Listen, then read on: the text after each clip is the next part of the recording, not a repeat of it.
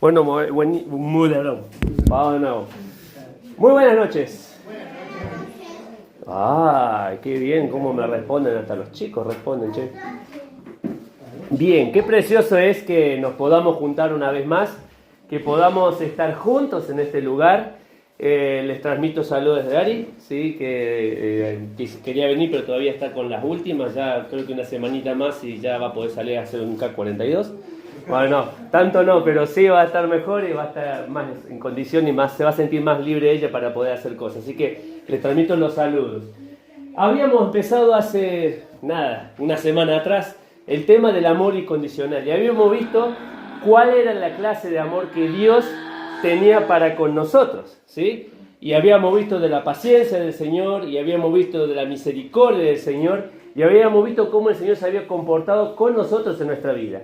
Y hoy vamos a hablar de un tema que es la relación entre hermanos, ¿sí? Y la pregunta es, ¿quién tiene hermanos? ¿Quién tiene un hermano? Uno. Bien, bajen la mano. ¿Quién tiene dos? Dos hermanos. Muy bien, bajen la mano. ¿Quién tiene tres? ¿Quién tiene cuatro? Cinco. ¿Cinco hermanos? ¿Cinco? Te va a mandar. Bueno, a ver, voy a saltar a 8. ¿Quién tiene 8 hermanos? A 8. Por eso, que Ari dice que tiene 8. En total 8. Ay, pero muy bien. ¿Y a ver quién tiene 16 hermanos? Muy buenas, ¿cómo anda, señor? Bienvenido. 16 hermanos, bueno, eso me hace recordar, o 15 hermanos, a mi papá, ¿sí? Recuerden que siempre le dije que tuvo 16, en total eran 16 tíos, tuvo 15 hermanos, y de esos 15 hermanos tenía la mitad que eran de la primera esposa y la segunda mitad de la segunda esposa. Y mi abuelo se casó 2 veces, y no es porque se divorció, sino porque la primera esposa falleció. Entonces por ahí se nos hacía un matete en la cabeza, el primo de la... ¿sos primo bien o primo más o primo no sé qué? Y estábamos todos así. Hoy la verdad que no sé por dónde están todos, sé que la mayoría de los primos, hay 3 camadas grandes, la edad de mi hermana, ¿se acuerdan de mi hermana cuando vino acá? Bueno, la camada de mi hermana, después viene la camada de mi hermano, ¿sí? Otra camada de un montón de primos, no les puedo decir cuántos porque eran un montón, y después venimos la camada nuestra, ¿sí? Donde está mi primo Chachi, el que siempre hablo, y que estén orando por él.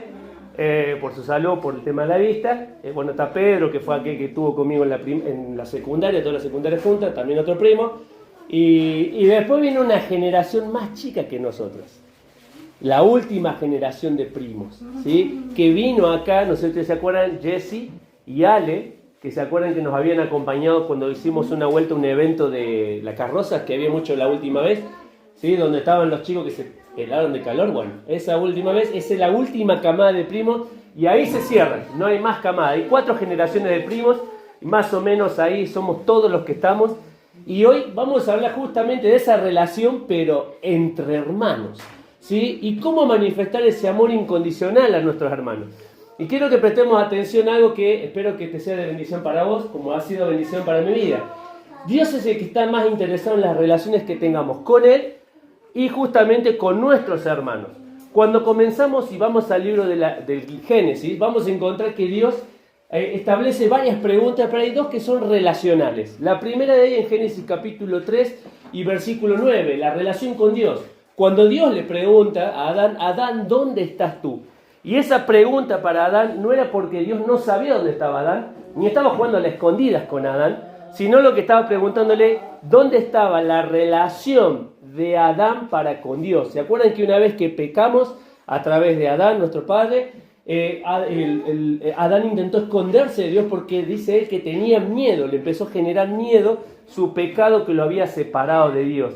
Entonces la primera pregunta no era una pregunta o retórica o una pregunta que estaba jugando a la escondida de Dios, porque Dios sabía dónde estaba, pero quería que entendiera Adán dónde estaba él con respecto a Dios. Entonces, lo primero y principal es que Dios está preocupado por la relación que tiene él con el ser humano. Pero la segunda pregunta, una de las segundas importantes, un capítulo más adelante, en el capítulo 4, versículo 9, es cuando Dios le pregunta a Caín, ¿dónde está Abel tu hermano? ¿Sí? Y esa pregunta era una pregunta directa justamente porque ya había pasado un conflicto con su hermano Abel y él ya había justamente asesinado a Abel en su corazón y después lo asesinó en vida real.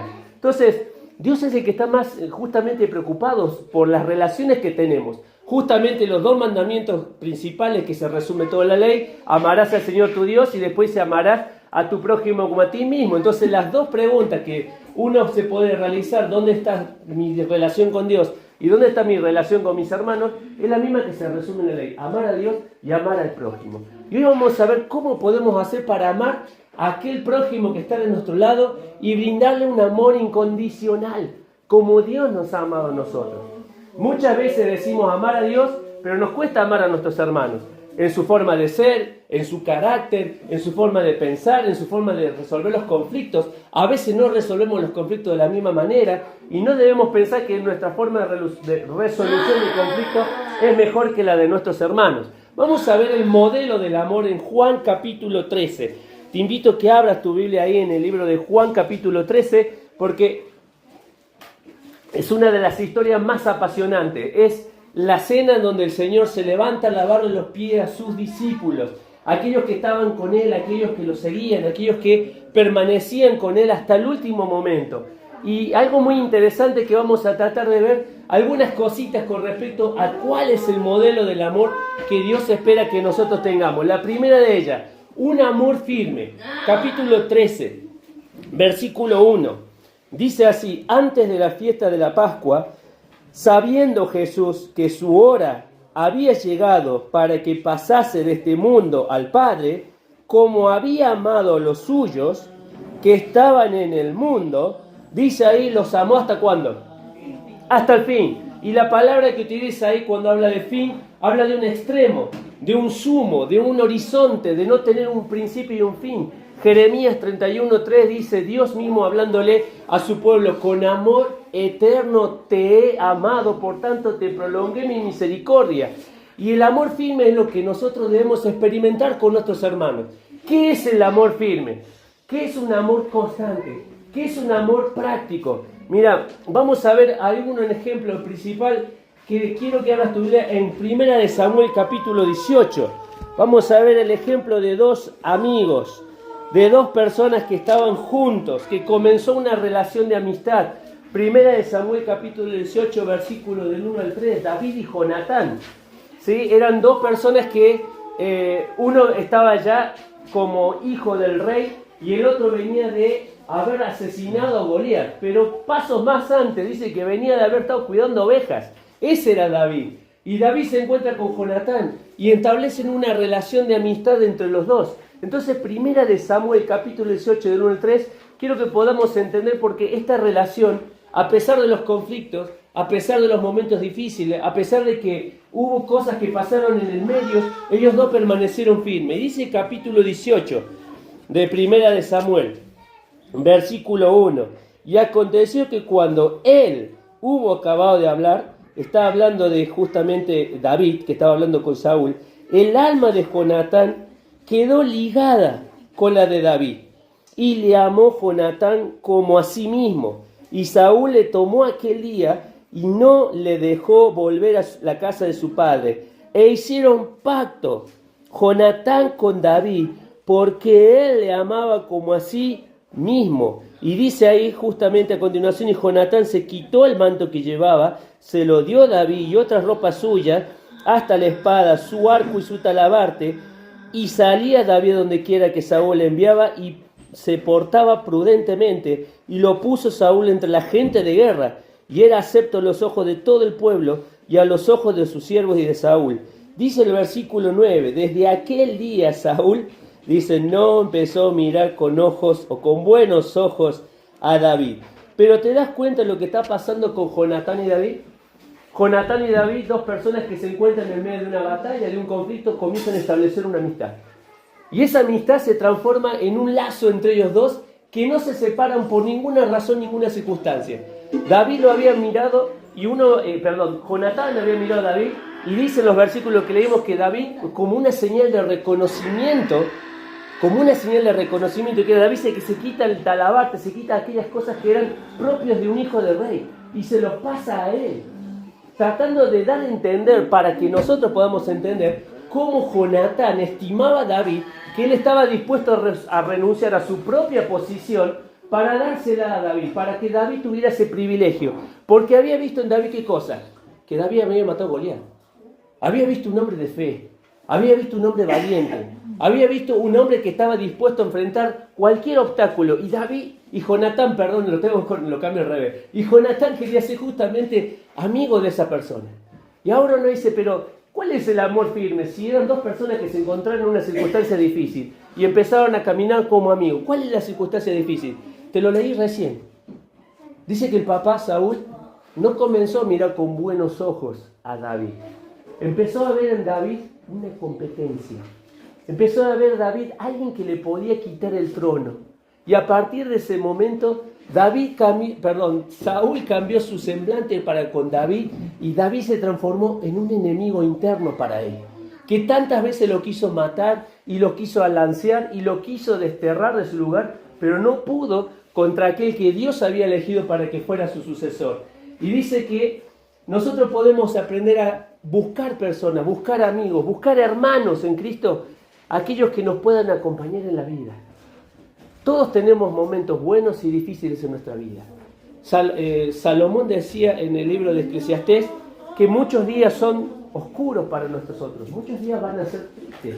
A veces podemos estar sin trabajo, a veces podemos estar sin salud, a veces nos podemos encontrar con alguna enfermedad y a veces necesitamos que nos estén acompañando, a veces podemos perder un ser querido. Yo siempre me acuerdo, hablo de mi primo Chachi, que él perdió a su mamá cuando los dos teníamos 14 y 15 años. Su mamá falleció. Y no sabía cómo yo llegar a él. Entonces, lo único que intenté hacer es estar con él y no decir nada. Estar con él, solamente estar ahí. No se me salió no sabía qué decir. ¿Viste que cuando te sentís en algún momento que no sabes qué tenés que decir? Más cuando vas a un velorio, porque la mayoría va con algunas frases que escuchan o que arman y te las dicen y a veces vos no estás bien y sentís que todo lo que te están diciendo es como que no te llega. Pero hay otras personas que sí, lo que vos les decís, se sienten a gusto de que estés ahí. Él no dijo nada. Pasando el tiempo, después del primer año que me vine a trabajar en el sur y volver en una cena así de primos, me dice, ¿sabes qué me gustó? Una época cuando falleció mamá, dice que el único que no dijo nada, dice, eras vos. Y yo lo miré y le digo, es que no sabía qué decir. Estaba con un miedo, 14 años, ¿qué le voy a decir? No sabía qué decirte. Me dice, pero eso fue lo que más me gustó. Que aunque no dijiste nada, vos estabas ahí. Y eso es lo que nosotros debemos entender cuando hablamos de un amor firme. Son aquellas personas que nos acompañan, que están con nosotros, que se animan a confiar en nosotros y que nosotros nos animamos a confiar en ellos. Que sabemos que podemos apelar a ellos cuando nos está pasando alguna circunstancia difícil. Por eso acá el amor que pone el Señor dice, como era en Juan capítulo 13, dice, y los amó hasta el fin. Está hablando justamente de un amor que permanece a través de las circunstancias. Justo estamos en el mes que dentro de pocos días se celebra el Día de la Amistad. ¿Sí? Y tal vez nosotros podemos escribir, mandar mensajes a aquellos que están lejos, a aquellos que están cerca, a los hermanos de la congregación y podemos decir feliz día y todas las demás cosas, pero muy pocos son los que nos acompañan en todos los momentos de la vida. No son todos los que nos pueden acompañar. Y justamente el escritor está diciendo que nosotros tenemos que tener esa clase de amor, de permanecer cuando los otros no están. Y dice que el segundo punto, quería seguir hablando, pero vamos al segundo punto, porque si no después se hace largo. Un amor servicial. Capítulo 13 de Juan, que estábamos recién. Capítulo 13, dice el versículo 4 y 5. Se levantó, está hablando de Jesús, de la cena, se quitó su manto, tomando una toalla se ciñó, y luego puso agua en un lebrillo y comenzó a lavar los pies de los discípulos y a enjugarlos con su toalla con la que estaba ceñido. Entonces dijo a Simón Pedro, Pedro le dijo, Señor, tú me lavas los pies, o sea, no entendía qué estaba pasando. Pero el Señor se levantó, y una de las cosas que uno tiene que entender en este pasaje es quién era el que estaba lavando los pies. La tarea de lavar los pies, lo hemos escuchado muchas veces, la tarea de lavar los pies estaba dada para la persona que era el esclavo de más bajo rango en la casa. aquel que recién estaba en la casa, aquel que hacía todas las tareas serviles de la casa, las más feas por ahí, las que menos nos gustan, estaban encargados para esas personas. Y una de esas cosas era lavar los pies de los que estaban adentro. Y el Señor Jesús, Él, siendo el Rey de los cielos, siendo el Dios del universo, siendo el creador del mundo, se levanta de la cena mientras todos están cenando y se pone a lavarle los pies. Fíjense en que este pasaje no está en el libro, hubiera sido más, digamos, más práctico que este pasaje estuviera escrito, relatado en el Evangelio de Marcos, porque Marcos presenta a Jesucristo como el siervo, como un hombre que vino a servir a la tierra, como aquel que estuvo entre nosotros, pero no lo hace eso. ¿Saben dónde lo hace? Lo hace en el libro de Juan. Buenas noches. Que Juan lo presenta a Jesucristo como el Rey, como el Hijo de Dios. Entonces la grandeza de este servicio, de este amor servicial, es que Él, en su posición de Dios, se animó a lavarle los pies a cada uno de los discípulos. Hay toda una historia con respecto a esto, porque lavar los pies justamente significa aprender a limpiarnos de los pecados y un montón de otras cosas más que no quiero entrar en ese lado, pero quiero que entiendas esto. El amor servicial muchas veces tiene que ver con renunciar a nuestros lugares. Muchas veces tiene que ver con animarse a hacer tareas. Tal vez tareas que a muchos no nos gustan. La otra vez hablaba con una persona y me decía, yo si tuviera que servir me gustaría hacer tal cosa. Por ejemplo, un ministerio con mujeres, un ministerio con jóvenes, un ministerio con...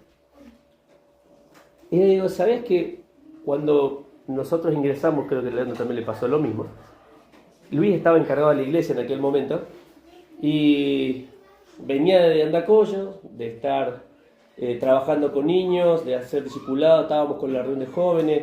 En aquel momento habíamos terminado ese año con el grupo de coro y venía con un montón de vorágine en mi corazón y decía, ojalá pudiéramos hacer algo de lo que estábamos haciendo allá acá. Y llegué acá y me senté con Luis y me dice, Luis, hermano, qué bueno que estés acá, ¿sabes? Orábamos por alguien que estuviera acá, pero sentate, conocé a la gente y deja que te conozcamos.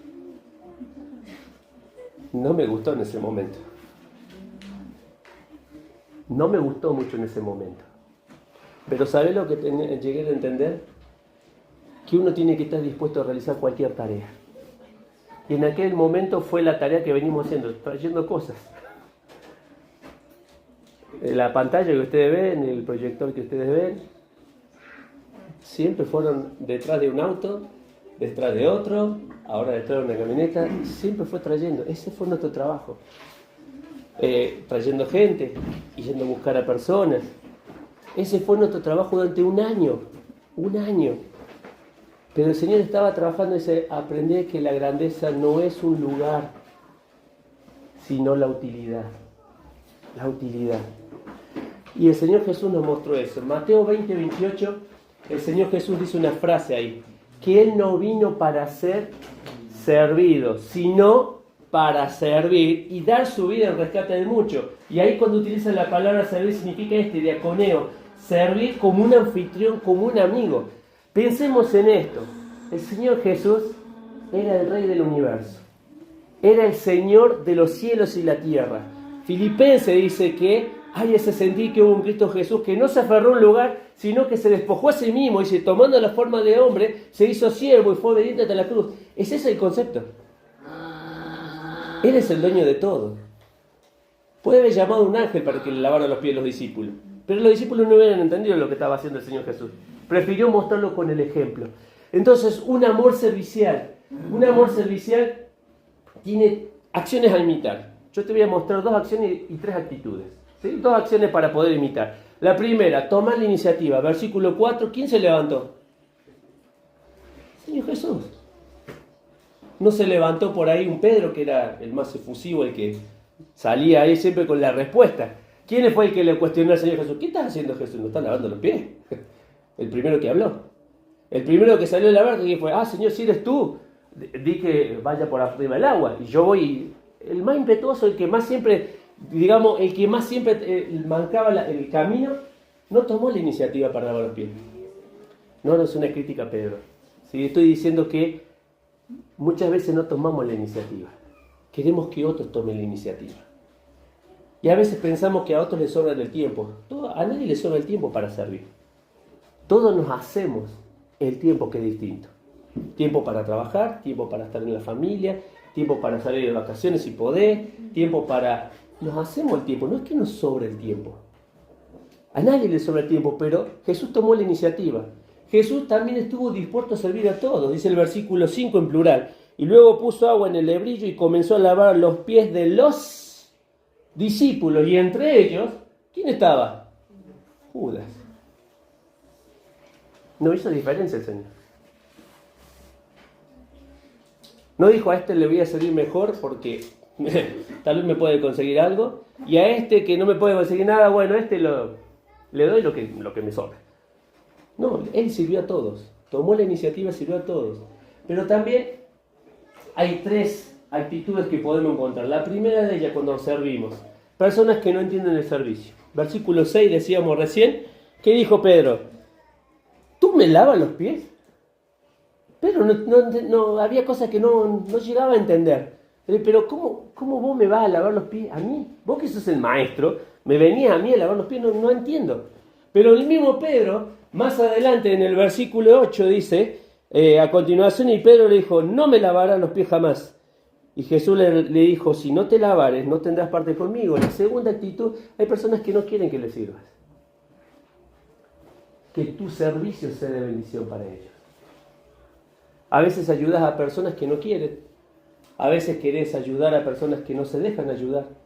A veces querés llegar con personas y hay personas que no quieren. Pedro, la misma actitud que tuvo de no entender, dijo, no me vas a servir. Pero también dijo otra cosa más, Pedro. Versículo 9.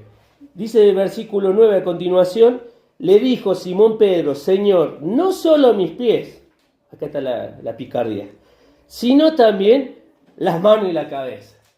Y tenemos gente que también abusan del servicio. Entonces te ven a vos con una buena predisposición y ya empiezas, ay, bueno, pero ya que estás, no me haces una cosita más, ya que te jugaste en venir hasta acá, ya que abusan del servicio. Y Pedro le dice, Señor dice, yo te quiero lavar solo los pies. Y él dice, no, ya que estás, lavame todo, ya que estamos acá. ¿Cuántas personas vemos que muchas veces abusan del servicio? Se abusan de la bondad de alguna persona, se abusan de la disposición que tienen otras personas. Y debemos entender que en el modelo del servicio, en el amor servicial, podemos encontrar estas actitudes. Pero hay otra cosa más en cuanto al amor, al modelo del amor. Un amor sincero. Romanos capítulo 12 y versículo 9. Romanos capítulo 12 y versículo 9. Dice ahí el escritor, capítulo 12 del libro de Romanos y versículo 9. ¿Lo llegaron a encontrar? Te está mirando a vos. Y te está mirando a vos como diciendo, ¿la buscaste? Capítulo 12 y versículo 9. El amor sea sin fingimiento, aborrecer lo malo y seguir lo bueno. Y sabés que la palabra ahí, fingimiento, viene de anupokritos, no es difícil, anupokritos, que significa sin fingir, sin hipocresía. La misma raíz que tiene la palabra hipócrita, ¿sí? Aquellos que se ponían la máscara. Y está diciendo acá el escritor que el amor no tiene que ser una cuestión de apariencias. De que cuando estoy acá, viste que a veces escuchás personas que te dicen, no, pero pasó por la calle y ni me vio ni me saludó. ¿Y vos qué sabes si la otra persona te vio o no te vio? A veces uno va concentrado en las cosas. Yo llego a la escuela el lunes, profe, te vi en el súper y no me saludaste. ¿Dónde? ¿En qué parte? A veces no estás mirando a todo el mundo, a ver quién está, a ver quién puedo saludar. Ah, este lo saludo porque... Vos vas y sabés que tenés que comprar la lechuga, el tomate y tal vez tenés que llevarte algo más y no vas mirando a todo el mundo. Y a veces hay otros que vienen y te saludan también, se acercan y te dicen, ¿cómo andás tanto tiempo? Y te ponen a saludar. Pero acá tiene que ver con esta capacidad de ser plenos. De no tener una apariencia de amor. Primera de Pedro capítulo 1 y versículo 22 utiliza una palabra similar. Primera de Pedro capítulo 1 y versículo 22. Dice también Pedro hablando sobre el amor y las relaciones. 1:22 dice ahí el escritor. Bueno, 1:22 dice, habiendo purificado vuestras almas para la obediencia a la verdad mediante el Espíritu. ¿Tenés una lapicera? Subrayás aparte, para el amor fraternal no fingido. Y ahí vuelve a utilizar esta palabra no fingido, pero agrega algo más, entrañablemente, y significa un amor intencional, un amor ferviente y constante. ¿Vieron que el amor no es una cuestión de que si pasa o si sale? Tenemos que tener la intención. Si vos estás casado con una persona, durante todos los días tenés que manifestar ¿qué cosa? Que la amás. ¿Y cómo la amás? Y porque le digo todos los días que la amo. Esa es una parte. Esas son tus palabras. ¿Y tus hechos? No sé, ¿ayudás en casa? En el caso de los varones, ¿ayudamos en casa cuando llegamos? No, estoy tan cansado que a mí no me pida nada, yo no quiero hacer nada. Ayudamos en casa. Es una manifestación de amor. Las mujeres te tienen preparadas las cosas cuando llegas a casa. No puedo hacer nada porque hoy, no sé, hice tantas cosas. Es una manifestación de amor estar pendiente de la persona que llega a tu casa. Justamente, ¿quién? Tu esposa. Tus hijos. A veces, ¿cuántas veces vemos en la escuela chicos que van o todos sucios, o van con el guardapolvo sucio, o van con la ropa vieja, o a veces van de día sin bañarse y vos decís, nadie le presta atención a una criatura? Nadie se toma el tiempo, ni siquiera los padres de esa criatura, de decir, quiero cuidarlo, quiero manifestarle mi amor a esa persona. Es lo que está diciendo acá, ser intencional. Tener la intención de llegar al otro, de establecer un puente con el otro. El amor sea sincero. Entonces, como para terminar esta primera parte, el modelo del amor tiene 3 cosas. La primera de ellas, un amor firme. ¿Sí? Aquellos que te acompañan en cualquier momento de tu vida. Aquellos que te acompañan en cualquier momento de tu vida. Tiene un amor también servicial. Aquel que está dispuesto a tomar la iniciativa de empezar una cosa, de servir a otros, de no estar pendiente de que otros lo sirvan primero, de darle la prioridad al otro. Pero también un amor sincero, de aquel que no tiene una máscara, pero que también tiene una intención de llegar al otro, Modelo del amor. Pero todo modelo tiene siempre ¿qué cosa? Enemigos. Quiero que hagamos 3 enemigos, ¿sí? 3 enemigos antes de participar de los símbolos. El primero de los enemigos es el egoísmo.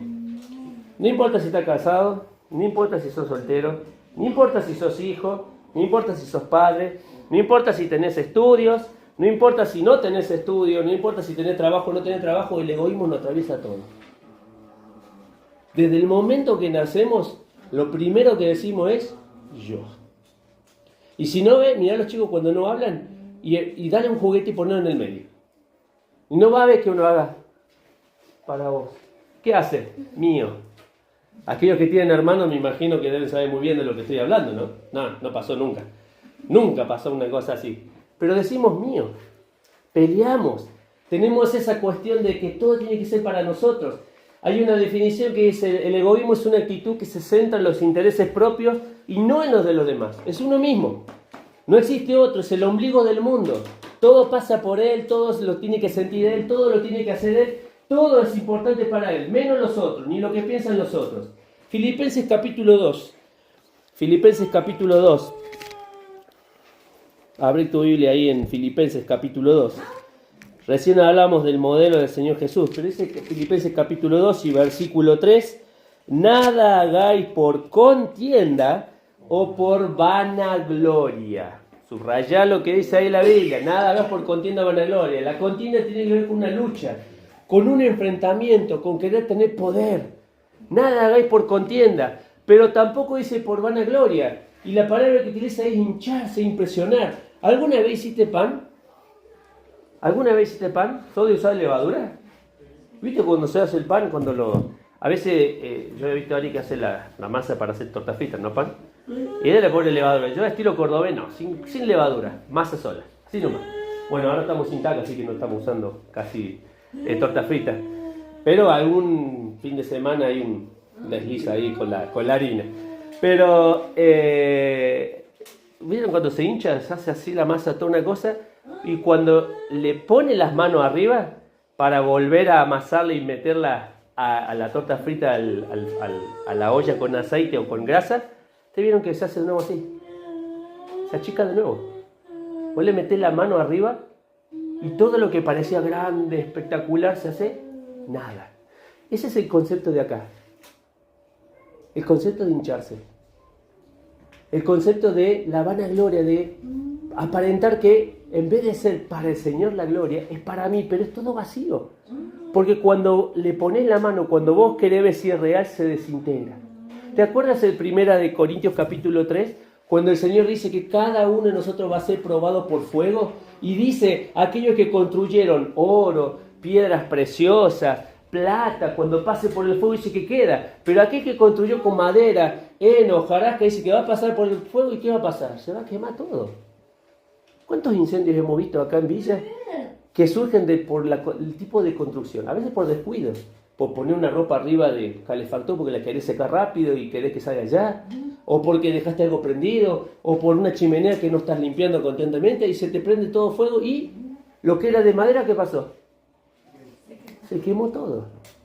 Y todo lo que parecía una estructura firme, el fuego lo terminó consumiendo. Eso dice el Señor. Vanagloria, cuántas cosas que no hacemos con la intención de agradar justamente a nuestro Señor. Y justamente el pasaje que veíamos recién tiene que ver con los enfrentamientos. Por eso el Señor Jesús dice, haya pues ese sentir que hubo en Cristo Jesús. Haya ese sentido de humildad. De humildad por primer lugar. Entonces, la primera de las cosas que pueden matar a una iglesia, que pueden matar nuestra relación, el egoísmo. Pero la segunda ya son los chismes. Sí, eso. ¿Qué es eso? Eso, chisme. Y el chisme, dice, es la difusión de información confidencial o dañina sobre otros. Es considerado un pecado grave. Un pecado grave que contradice el amor y la unidad de la iglesia. Yo quiero que veamos acá Proverbios capítulo 26, ¿sí? Capítulo 26 y versículo 20. Escuchá el consejo que tiene la palabra de Dios acá. Proverbios capítulo 26 y versículo 20. 26, 20. Dice así el escritor. 26, 20. Sin leña se apaga el fuego. Y donde no hay chismoso, ¿qué cosa?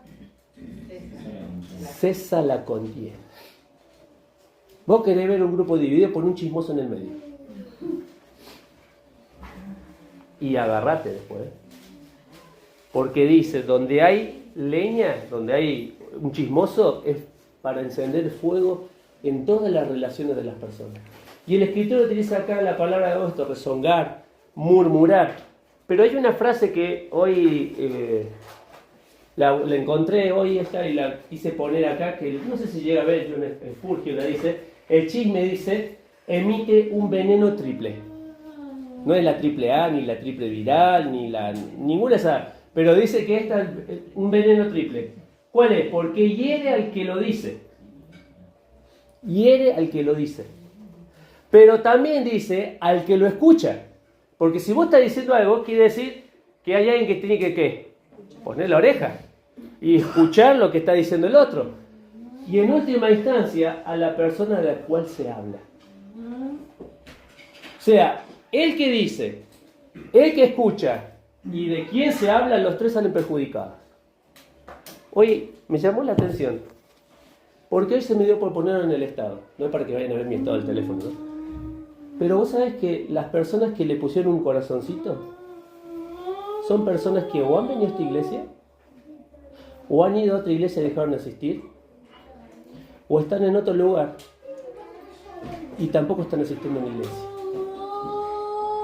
¿Qué te quiero decir? Que es muy fácil lastimar a una persona.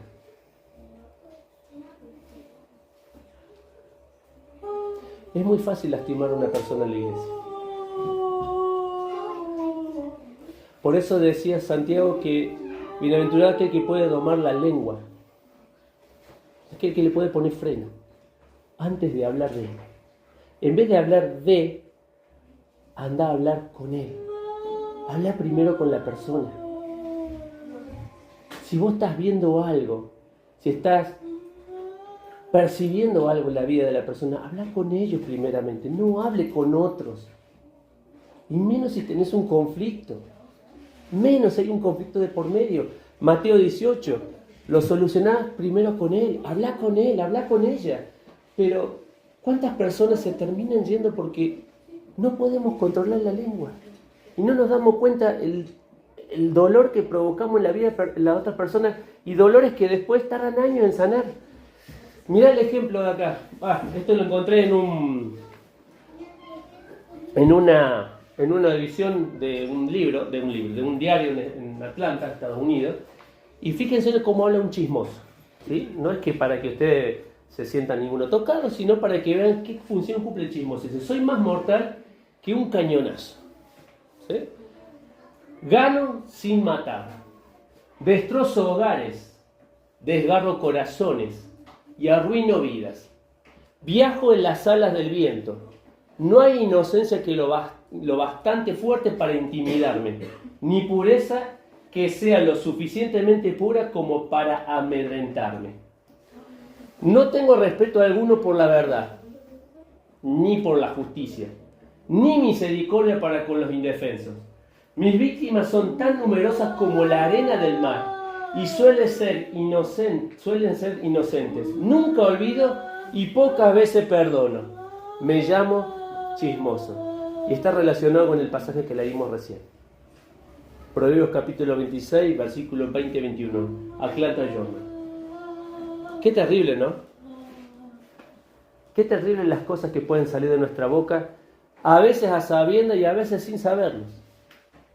A veces sabiendo que lo que estamos diciendo sabemos que va a producir un impacto. Y a veces sin darnos cuenta de lo que estamos diciendo está provocando un impacto. Entonces, la tercera de las cosas que está relacionada con esto, la falta de perdón. La tercera de las cosas que puede destruir la relación contra nuestros hermanos. Falta de perdón y da perdón. Y dice acá, el Señor Jesús enseñó la importancia de perdonar en la parábola de los dos deudores. Mateo capítulo 18, ¿se acuerdan de la parábola de los dos deudores? Dice que Dios hace la idea de un hombre rico que llamó a rendir cuenta. Y vino uno, y vamos a poner un número estrafalario. ¿Cuánto es la deuda que tiene la Argentina? ¿50.000 millones de dólares? Bueno, imagínense que una sola persona debiera eso. Imposible de pagar. No existe esta vida, ni la que viene, ni la de los hijos, ni de los nietos van a estar terminando pagando la deuda. Así. Y él le ruega a su dueño, a su acreedor, que le perdonara la deuda. Está como que decirle al banco, che, te saqué un crédito, no pude pagar, ¿me lo perdonas? ¿No me querés dejar en el cero otra vez? ¿Y qué te va a decir el banco? No, ponete. Este hombre le perdonó. Y lo dejó en libertad. Pero él agarró, encontró a otra persona que le debía a él. Y no le debía 50 millones de dólares. Vamos a poner una cifra más común. Le debía 500 pesos. No compramos ni una tira de chicle con 500 pesos. 4 caramelos, 3, por ahí. 500 pesos. Sin embargo, agarró a su compañero del cuello, le dice, pagame lo que me debes. Y él le dijo la misma cosa que le había dicho el jefe. Le dice, perdóname, ya te lo voy a pagar. Dame tiempo, te lo voy a pagar. Dice que no lo quiso perdonar y lo mandó a la cárcel. Y después se entera el acreedor que le debían 50 millones lo que hizo por 500 y termina haciendo justamente que pagara toda la deuda que tenía. ¿Qué es esto del perdonar? Es muy importante que nos demos cuenta que si no perdonamos, es como dice Hebreo, empezamos a generar raíz de amargura. Y todo lo que tenga raíz, tarde o temprano va a dar fruto. Entonces, fíjate este ejemplo. 2 Samuel capítulo 17, versículo 23. Vamos a hablar de un personaje, por ahí no es muy común el personaje que vamos a hablar, pero tiene que ver con lo que estamos viendo en este momento. 2 Samuel el capítulo 17. 2 Samuel capítulo 17 y versículo 23. 17, 23. Vamos a hablar de Aitofel. Aitofel, vas a decir, ¿quién es Aitofel? No sé, parece una marca de una empresa en Buenos Aires que vende marca de auto Peugeot, ¿sí? Eiffel se llama, Aitofel, viste, acá sabía uno. Viste, 2 Samuel 17, 23. Dice acá el versículo, pero Aitofel, viendo que no había seguido su consejo, enalbardó su asno y se levantó y se fue a la casa de su ciudad, y después de poner su casa en orden, se ahorcó. Y así murió y fue sepultado en el sepulcro de su padre. ¿Qué pasó con este Aitofel que se terminó matando? ¿No le escucharon un consejo? Tan grave era que no le habían escuchado un consejo y se terminó matando. Bueno, Aitofel dice la escritura que fue consejero de David. Dentro del núcleo había dos personas que estaban muy cercanas a David, que se llamaban Usai y Aitofel. Aitofel era uno de los consejeros. Se consideraba que el consejo de Aitofel era como el equivalente a la palabra de Dios. Miren el poder que tenía Aitofel. Lo que decía Aitofel, David lo escuchaba y decía, bueno, me inclino por lo que está diciendo esta persona que está acá. Pero cuando se sublevó Absalón contra David y le quitó el reino por un periodo, fue consejero de Absalón, fue consejero del padre, fue consejero del hijo. Y David dice que envía al otro consejero para que neutralizara el consejo de Aitofel. Él daba consejo a David, le daba consejo a Absalón, pero no fue capaz de darse un consejo a sí mismo, y en su amargura terminó con su vida. ¿Qué te quiero decir con esto? Aitofel era abuelo de Betsabé. ¿Quién es Betsabé? ¿Se acuerdan cuando David tiene un hijo con una mujer que se llamaba justamente Betsabé, queda embarazada y manda a matar a su esposo, que era Urías? Bien, este era el abuelo, Aitofel. Y viendo lo que había pasado Aitofel, dice que guardó rencor. Y mira lo que dice acá la palabra. No supo perdonar lo que Dios ya había perdonado. ¿Sabes cuál era la bronca de Aitofel? Que él estaba dispuesto a quitarle la vida a David, porque él había entendido que David le había quitado la vida a Urías, y que había arruinado la vida de Betsabé. Era tal la bronca que tenía que cuando viera el momento, él se iba a desquitar. Por eso, cuando él es el consejero de Absalón y le da el consejo de matar a David, dice que el consejo del otro, del que estaba en contra de Aitofel, prevaleció más. Y como Aitofel no tuvo la capacidad de entender que no se le tomaba en cuenta su consejo, fue y se quitó la vida. ¿Sabes cuánta amargura habrá tenido en el corazón? Años guardando rencor, sin darse cuenta de que lo que Dios ya había perdonado. Dios ya había perdonado a David. ¿Se acuerdan cuando él le oraba por su hijo? Y se quedó días sin comer, ayunando, que lo vimos el tema del ayuno. Ayunando para que su hijo viviera. Y al final Dios dice que le quitó la vida y él se levanta del piso después de haber estado ayunando un montón de tiempo. Y Dios le dice, tu pecado ha sido remitido. Tu pecado ha sido perdonado. ¿Cuántas veces Dios perdona? Dios perdona lo que los otros nos hacen, pero nosotros no estamos dispuestos a perdonar. Y pasan años guardando rencor, años buscando la oportunidad de decir, ¿cuándo me toca a mí devolverle aquello que me ha hecho? Este era Aitofel, un hombre que no supo perdonar lo que Dios ya había perdonado. Por eso, los tres enemigos del amor entre hermanos, la primera es el egoísmo, aquel que piensa en uno mismo. La segunda es el chisme, aquello que hablamos de otras personas. Y la tercera de ella es la falta de perdón. Y algo muy interesante con respecto a la falta de perdón es que cuando no hay perdón, la iglesia tiende a dividirse. El Salmo, no me acuerdo, 133 dice, mirá cuán bueno y cuán delicioso habitar los hermanos juntos en armonía. Es allí donde Jehová envía bendición. O sea, si hoy tenés algo con algún hermano que esté presente, no está presente, o con alguna familiar o alguien que no está cerca tuyo hoy, pero que vos sabés que hay algún conflicto ahí, déjame decirte que tu vida no va a ser bendecida hasta que no perdones. En el Padre Nuestro decimos, Padre, perdona nuestras ofensas, así como nosotros también perdonamos a... ¿Es verdad? ¿Es verdad que perdonamos como nosotros ofendemos a otros? ¿Te das cuenta que si nosotros no cambiamos nuestra manera de pensar, vamos a vivir una vida como la de Estofel, amargado, aguardando ahí rencor, masticando odio, haciendo que aquello que podría ser tan sencillo de estrechar nuevamente la relación con David, termine siendo alejado?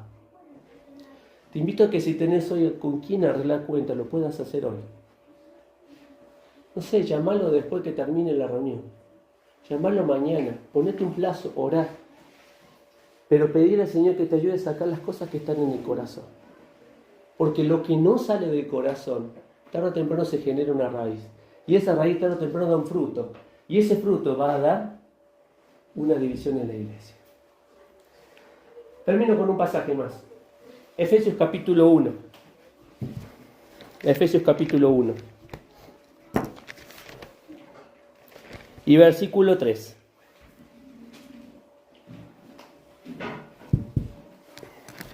Efesios capítulo 1 y versículo 3 hasta el versículo 7. Bendito sea el Dios y Padre de nuestro Señor Jesucristo, que nos bendijo con toda bendición espiritual en lugares celestiales en Cristo, según nos escogió en Él antes de la fundación del mundo, para que fuésemos santos y sin manchas delante de Él, en amor, habiéndonos predestinado para ser adoptados hijos suyos, por medio de Jesucristo, según el puro afecto de su voluntad, para alabanza de la gloria de su gracia, con el cual nos hizo aceptos en el amado. Versículo 7. En quien tenemos redención por su sangre, el perdón de pecados, según la riqueza de su gracia. ¿Sabe por qué celebramos cada día, cada primer día de la semana, el pan y la copa? Porque cada primer día de la semana, porque constantemente debemos ir a la cruz de Cristo y recordar todo lo que el Señor nos perdona. Una mente que se mantiene sensible a lo que Dios ha hecho. Es una mente que se permite que Dios pueda utilizar, es una vida que Dios puede utilizar. Por eso venimos acá a recordar eso. Bendito sea el Dios y Padre que nos bendijo en Cristo. ¿Sabe cuál es la bendición más grande que tenemos? Que Dios nos haya perdonado. Esa es la bendición más grande. Que Dios haya perdonado todo lo que has hecho, todo lo que yo hice, todas las cosas que yo pensé, todas las cosas que estaban fuera de lugar. Esa es la mayor bendición que tenemos. Pero la segunda gran bendición es que tengas una familia. Por eso, ¿se acuerdan? El otro día terminamos con primera de Juan capítulo 3 y versículo 1. Decía, mirá cuál amor nos ha dado el Padre para que seamos llamados hijos de Dios. Y si somos hijos, quiere decir que tenemos una familia. Y si tenemos una familia, quiere decir que tenemos hermanos. Aprendamos a vivir como Cristo vivió. Y podamos llevar a otro a tener este tipo de amor, un amor incondicional. Un amor incondicional. Vamos ahora para terminar y poder participar de los símbolos. Padre, te damos gracias por darnos este día. Gracias, Señor, porque somos más que bendecidos, Señor. Tu amor llegó a nuestras vidas y fue derramado a través de tu Espíritu, Señor. Qué privilegio es ser llamados hijos de Dios. Pero, Padre, te rogamos por nuestras relaciones, no solo contigo, Señor, cuando venimos a recordar la obra de Cristo. Que no se nos olvide, Señor, lo mucho que pagaste por nosotros. Pero, Padre, la segunda bendición es una familia en la fe. Una familia que va a trascender este mundo. Una familia que va a ser eterna. Una familia en la cual estaremos juntos con aquel que nos amó primero. Por eso, al tomar del pan y tomar de la copa, no queremos olvidarnos lo mucho que sufriste por nosotros. La cual, dice la iglesia, la cual Él pagó con su misma sangre. Señor, gracias te damos por la obra de Cristo. Bendice este pan, bendice tu obra. y ayúdanos a ser una iglesia que ame realmente. Oramos en el nombre del Señor Jesús. Amén, Señor.